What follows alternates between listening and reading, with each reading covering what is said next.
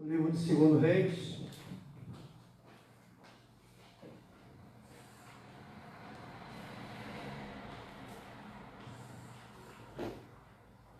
Capítulo de número 3. Uma palavra que fala sobre milagre. Mais uma vez, Deus coloca em nosso coração uma palavra que vai refletir sobre milagre. E esse livro de 2 Reis, no capítulo 3, a partir do versículo 1, existe uma história que começou falando sobre um reinado, o reinado de Acabe. Acabe morre e o seu filho entra no seu lugar. O nome desse homem é Jorão. Versículo 1 até o versículo 3 vai falar de um mau reinado. E diz assim esses 3 versículos: E Jorão, filho de Acabe, começou a reinar sobre Israel em Samaria, no 18º ano de Josafá, rei de Judá, e reinou 12 anos. E fez o que era mal aos olhos do Senhor, porém não como seu pai, e nem como sua mãe, porque tirou a estátua de Baal que seu pai fizera. Versículo 3: Contudo aderiu aos pecados de Jeroboão, filho de Nebate, que fizera pecar a Israel, e não se apartou deles. Esse reinado desse homem, que claro, acompanhou ali os erros do seu pai, com algumas diferenças, porém a Bíblia narrou aqui que ele também fez aquilo que era mal aos olhos do Senhor, um mau reinado. E aqui nesse versículo, do 1 ao 3, fala que a única diferença foi que ele tirou a estátua de Baal. Isso não fez dele um homem justo diante do Senhor. Ele teve um péssimo reinado. E no versículo 4 em diante, você vai ver Deus se manifestando, que no versículo 4 até o 6, você vai ver uma aliança quebrada. Versículo 4, versículo 5, versículo 6, vai falar sobre uma aliança que foi quebrada. O versículo 4 diz: Então Mesa, rei dos Moabitas de Israel, ele era contratador de gado, e pagava ao rei de Israel 100.000 cordeiros e 100.000 carneiros com a sua lã. Versículo 5: Sucedeu, porém, que morrendo Acabe, se revoltou o rei dos Moabitas contra o rei de Israel. Por isso Jorão, ao mesmo tempo, saiu de Samaria e fez revista de todo Israel. Houve aqui uma quebra de aliança entre o rei Jorão e o rei de Israel, porque Acabe tinha morrido, e ele se revoltou e achou que por Acabe ter morrido, ele não precisava mais pagar aquilo que ele pagava como tributo. Essa dívida de 100.000 cordeiros e 100.000 carneiros, ela foi cancelada por conta da morte de Acabe, e isso revoltou tremendamente o rei de Israel. E aí nós vamos ver aqui um chamamento para a batalha, do versículo 7 até o versículo 10. O 7 diz assim: Sucedeu, porém, que morrendo Acabe, se revoltou o rei dos Moabitas contra o rei de Israel. Por isso Jorão, ao mesmo tempo, saiu de Samaria e fez revista em todo Israel. Olha o versículo 7 que diz: E foi e enviou a Josafá, rei de Judá, dizendo: O rei dos Moabitas se revoltou contra mim. Irás tu comigo à guerra contra os Moabitas? Ele queria pelejar, mas ele queria ter homens com ele. Ele queria ter reis com exército com ele, para que ele garantisse a vitória. E olha o que Josafá respondeu. E disse Josafá: Subirei eu e serei como tu. O meu povo será como o teu povo, e os meus cavalos como os teus cavalos. Fez uma aliança. Resolveu Josafá ir junto com o rei de Israel. E olha o que acontece aqui. Versículo 8. Diz assim: E ele disse: Por que caminho subiremos? Então disse ele: pelo caminho do deserto de Edom. E partiu o rei de Israel, o rei de Judá e o rei de Edom. E andaram rodeando como uma marcha de 7 dias. E o exército e o gado que os seguia não tinha água. Olhe bem, irmãos. Versículo 8, versículo 9, vai dizer aqui que os exércitos saíram para pelejar contra os moabitas. Só que eles saíram despreparados, porque eles não levaram nem comida e nem água. E aí 7 dias depois, vai dizer aqui, 7 dias depois, não tinha água para o gado beber. E aí olha o que acontece no versículo 10. Então disse o rei de Israel: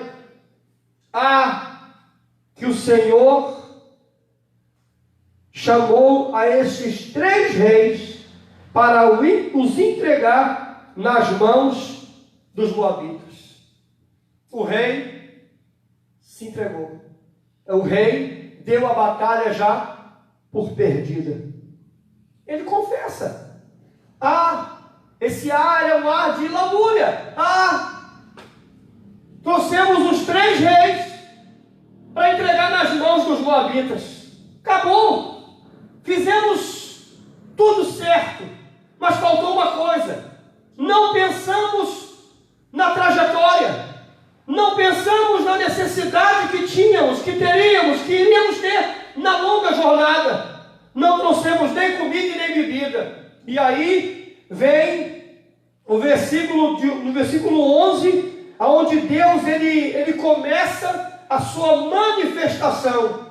E aí, quando o rei ele diz que acabou, que não ia acontecer mais nada, que eles iam morrer pelo caminho, iam morrer nas mãos dos moabitas, estavam fracos, debilitados, claro, andar 7 dias e não ter comida nem bebida, os gados já estavam fracos, né? Os cavalos estavam fracos, os homens estavam fracos, porque não tinham o que comer nem o que beber, está tudo acabado, está tudo perdido. Não é assim que acontece, irmãos.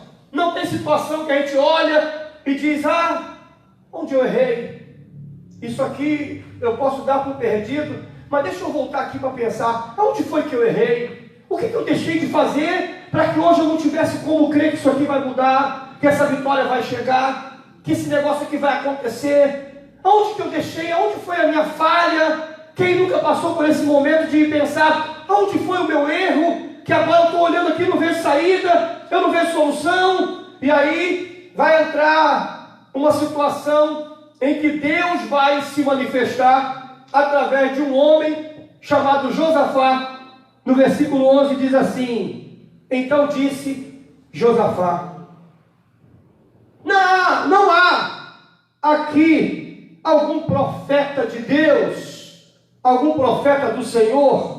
Não tem nenhum profeta por aqui perto de nós, para que nós pudéssemos consultar a Deus por ele? Será que não tem ninguém de Deus por aqui por perto?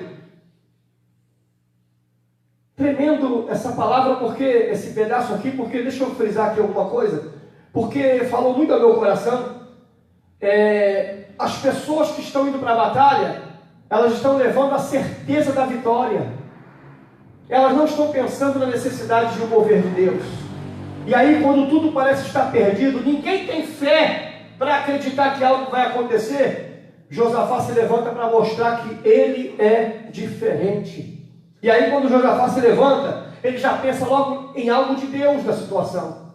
Porque tem situação que só vai mudar quando alguma coisa de Deus acontecer nela.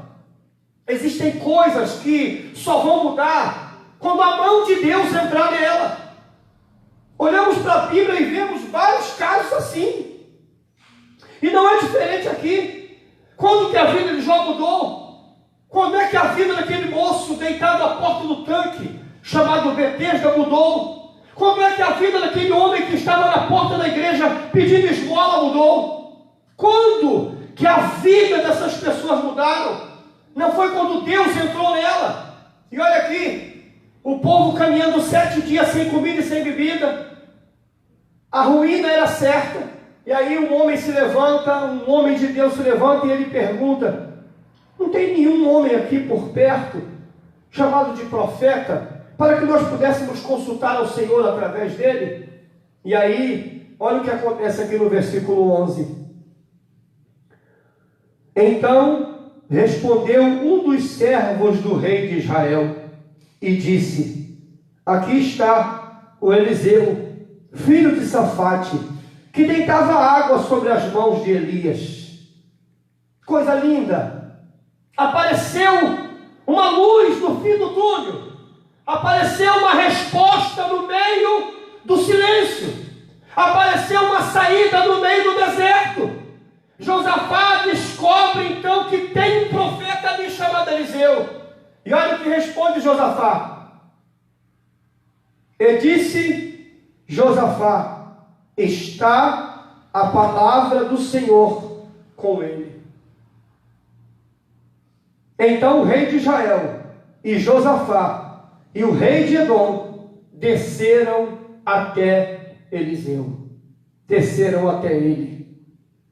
Mas Eliseu disse ao rei de Israel: o que eu tenho contigo? Porque Eliseu sabia quem era o rei de Israel. Eliseu sabia das maldades e da aliança quebrada que ele permaneceu depois da morte do seu pai. E o que estava na frente de Eliseu ali era o Deus de Elias, que conhecia e conhece todo ser humano na face da terra. E Eliseu, como profeta, ele já responde: o que eu tenho contigo? Aí Eliseu diz assim: vai aos profetas do seu pai e vai aos profetas da sua mãe. Porém, o rei de Israel lhe disse: não, porque o Senhor chamou esses 3 reis para os entregar nas mãos dos moabitas. Então Eliseu disse: vive o Senhor dos exércitos, em cuja presença eu estou, que se eu não respeitasse a presença de Josafá, rei de Judá, eu nem para vocês olharia. Olha que resposta de Eliseu: ei, eu sei quem são os 3 reis que estão com vocês. Eu sei quem são os homens que estão na frente da tua peleja. E eu vou dizer uma coisa para você: se eu não respeitasse Josafá, se eu não soubesse, irmãos, não era Eliseu falando, parece que era a voz de Deus respondendo para aqueles homens perversos. Se eu não respeitasse o homem que está com vocês, chamado Josafá, eu nem para vocês olharia. Mas é porque Josafá está no meio de vocês, é que eu vou. Irmãos, que coisa tremenda! Pode estar tudo perdido, pode estar tudo arrasado, pode estar tudo destruído, mas se tem um homem de Deus na situação, tem recurso, tem saída, tem mudança e tem mão de Deus para agir em qualquer circunstância. Olha o que Eliseu disse no versículo 13: rei de Israel, o que eu tenho contigo? Eu não tenho nada contigo. Deus não tem nada com vocês. Sabe por quê? Nós não temos aliança. É Deus falando: nós não temos aliança. Vocês vieram cobrar coisas materiais. Eu não tenho aliança com vocês. Ai de vocês se Josafá não estivesse no meio. Só porque tem um homem de Deus no meio, Deus vai entrar com providência para dar o livramento. Olha o que acontece aqui no versículo 14: e disse Eliseu, é Eliseu dizendo, e disse Eliseu, aqui é Eliseu falando: vive o Senhor dos exércitos, em cuja presença eu estou. Só vou responder por causa de Josafá. Eu só vou falar alguma coisa por causa de Josafá. Só vai acontecer alguma coisa por causa do Josafá. Por que eu estou insistindo com isso, irmãos? É porque no meio de um exército de pessoas, se tiver um justo, Deus vai entrar com o livramento. Você está entendendo? Não importa a família que você vive, se você está no meio dela, Deus está do teu lado. Não importa a gravidade daquilo que o diabo tem falado que vai fazer. Não importa o caos que o inimigo falou que vai instaurar. Não importa a situação que o diabo está rindo, porque a situação está indo cada vez de Se tem Deus, tem perspectiva de mudança. Não importa o tempo, não importa se são 7 dias ou se são 7 anos, não importa se são 70 anos, Deus está no meio, e a Bíblia diz o quê? Deus está no meio dela, não será abalada. No Salmo 46 responde assim no final: Deus a ajudará no romper da manhã. Mas pastor, o que eu devo fazer para ver isso acontecer? Versículo 10: aquietai-vos e sabei que eu sou Deus. Serei exaltado entre aonde, irmãos? Serei exaltado entre as nações, serei exaltado sobre a terra. Como que eu devo crer? Você deve crer como o salmista escreveu: ainda que a terra se mude, ainda que o monte se transporte para o meio dos mares, há um rio cujas correntes alegram a cidade de Deus, o santuário das moradas do Altíssimo. Olha o que diz aqui no versículo 15. Eliseu vai dizer: trazei-me um tangedor, tocador, cantor, adorador. E aí Eliseu diz: e sucedeu que, tangendo o tangedor, veio sobre ele a mão do Senhor. E aí, você vai começar a ver agora o agir de Deus. Ei, versículo 16 em diante, você vai começar a ver o agir de Deus. Deixa eu dizer uma coisa para você, irmãos. Nós participamos aqui de 15 versículos, entre uma prova e outra, entre um acontecimento e outro. Mas ei, depois de todos os acontecimentos, é a hora do agir de Deus. Assim como chegou a hora aqui, vai chegar a hora aí. Eu quero profetizar que você não vai levantar a toalha, você não vai voltar atrás, você não vai desistir, você não vai escurecer, você não vai fraquejar, você não vai envergonhar, você não vai morrer. Você, profetizo, vai ver a mão de Deus agindo nessa situação aí, porque o Deus de Elias, o Deus de Eliseu, o Deus de Josafá está aqui. Ele é o nosso Deus, está aí, Ele é o teu Deus. Se você crer, pode adorar e glorificar o nome dEle, porque Deus tem a hora de agir. E olha como Ele vai agir aqui, versículo 16: e disse: assim diz o Senhor, fazei neste vale muitas covas. Espera aí, irmãos. Vale não é monte. Monte é estar no alto. Vale é estar embaixo. Eu estou enganado? Monte sobe, vale desce. Quer ver uma coisa? A Bíblia vai dizer que Davi desceu para enfrentar Golias. E ele enfrenta Golias no meio do vale. Vale! Vale! Ele disse: desce! Desce e faz muitas covas. Mas espera aí. Fazer cova no vale? Fazer cova no meio do vale? Olha o que o versículo 17 diz: porque assim te diz o Senhor. Não vai ter vento? Não vai ter chuva? Peraí, eu vou descer no vale fazer cova? Se não vai ter vento nem chuva? Quais são os sinais da chuva? Primeiro, em muitos casos o céu fica escuro, não é? Aí depois dá um vento. O vento vem e depois vem a chuva. Amém. Mas aqui Eliseu está dizendo assim, aliás, Vitor, deixa eu reformular aqui. Aqui Eliseu está entregando. Deus está dizendo assim, ó: porque assim diz o Senhor, não vai ter vento e nem vai ter chuva. Então para que eu vou fazer cova, irmão? Se não vai ter vento nem chuva. Os meus povos lá estão com sede 7 dias, não vai ter chuva. Espera aí, não vai ter vento nem chuva. E aí olha o que Deus diz depois: todavia, Deus é lindo, esse vale se encherá de tanta água, mas de tanta água, que vai beber vocês, todo o vosso gado e todos os vossos animais. Meu Deus, E aí Eliseu vai dizer no 18 assim: Deus trabalhando de forma soberana. E ainda isto é pouco aos olhos do Senhor, porque Ele também entregará nas vossas mãos todos os moabitas. Espera aí, no meio do vale vai ter água, vai ter abundância, nós vamos saciar a nossa sede, e os inimigos ainda vão ser entregues às nossas mãos. Espera aí, irmão, é demais para uma profecia. E aí diz assim, ó: e ferireis todas as cidades fortes e todas as cidades escolhidas, e todas as boas árvores cortareis, e tapareis todas as fontes de águas, e danificareis com pedra todos os bons campos. E sucedeu que pela manhã, oferecendo a oferta de manjares, eis que vinham as águas pelo caminho de Edom, e da terra se encheu de água. Deus cumpriu a palavra.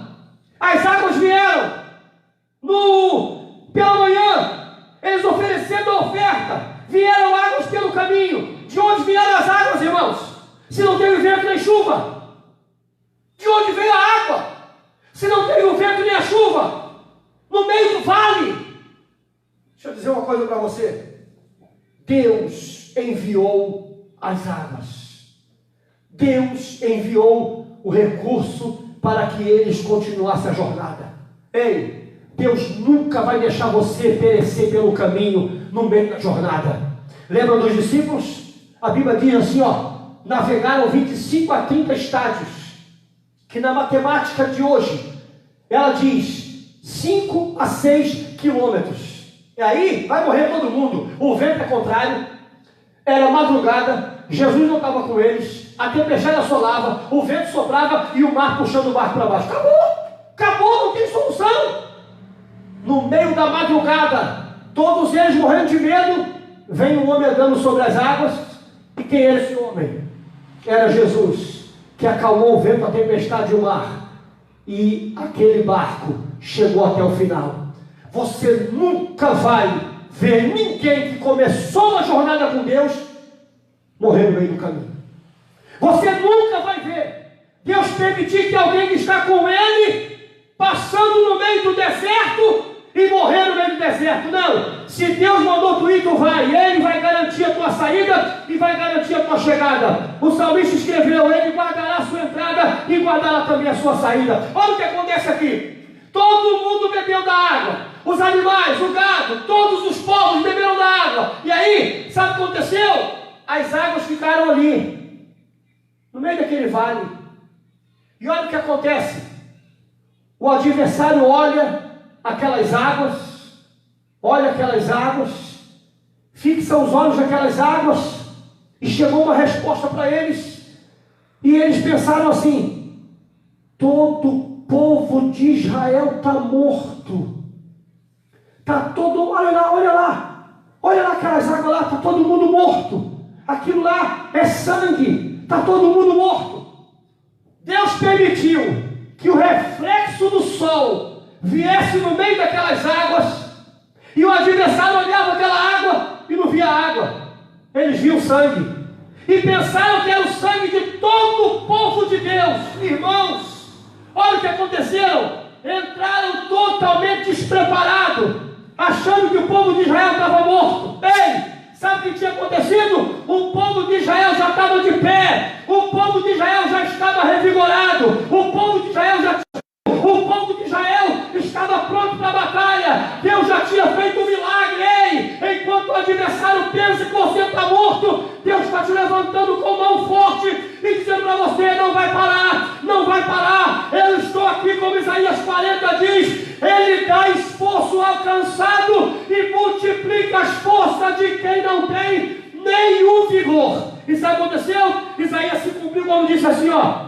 os que esperam no Senhor renovarão as suas forças. Ei, os que esperam no Senhor renovarão as suas forças. O exército inimigo olhando aquele monte de água e vendo um monte de sangue, está todo mundo morto, desceram e foram apanhados de surpresa. E sabe o que aconteceu?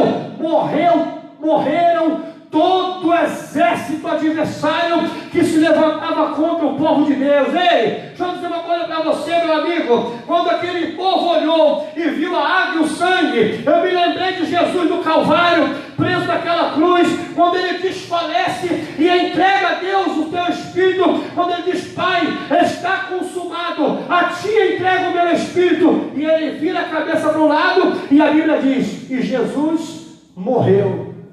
Quando Jesus morre, um soldado romano vem com uma lança e atravessa a lança do seu lado, e a lança atravessa de um lado para o outro. E sabe o que a Bíblia diz? Daquele buraco que a lança fez, começou a sair sangue e água, sangue e água, sangue e água. Ei, quando aquele exército olhou, eles não estavam vendo simplesmente a água e o sangue, eles estavam vendo Jesus ali, pelejando contra o exército adversário. Eles estavam vendo ali a própria presença de Deus junto com o povo dele. Ei, Deus está contigo. A Bíblia diz: não te deixarei e nem te desampararei, diz o Senhor dos exércitos. Creia, tudo que está acontecendo vai passar. Toda dificuldade vai passar. Todo deserto árido vai passar. Toda passagem pelo vale tem um tempo, vai passar. E lá no final, sabe o que vai acontecer? A história vai ser mudada. O quadro vai ser mudado. E você que estava cabisbaixo vai ficar de pé e vai erguer a bandeira da vitória. Feche seus olhos aí agora. Vamos orar em nome de Jesus, porque Deus tem vitória para você. Deus, muito obrigado por essa palavra, Senhor. Eu tenho certeza que o teu povo, eu tenho certeza que aquele que acredita no Senhor, ele não vai parar, ele vai cavar no meio do vale, porque o Senhor pode até não dar aviso nenhum, mas o milagre vai chegar, porque o Senhor está na frente da batalha. Muito obrigado, que Deus te abençoe, em nome de Jesus. Recebe a bênção em nome de Jesus. Que a graça do nosso Senhor e Salvador Jesus Cristo, que o grande amor de Deus, o nosso Pai, e as ricas consolações do Espírito Santo seja sobre você, a sua casa, a sua família, não só hoje, mas para todo sempre, em nome de Jesus. Que Deus te abençoe.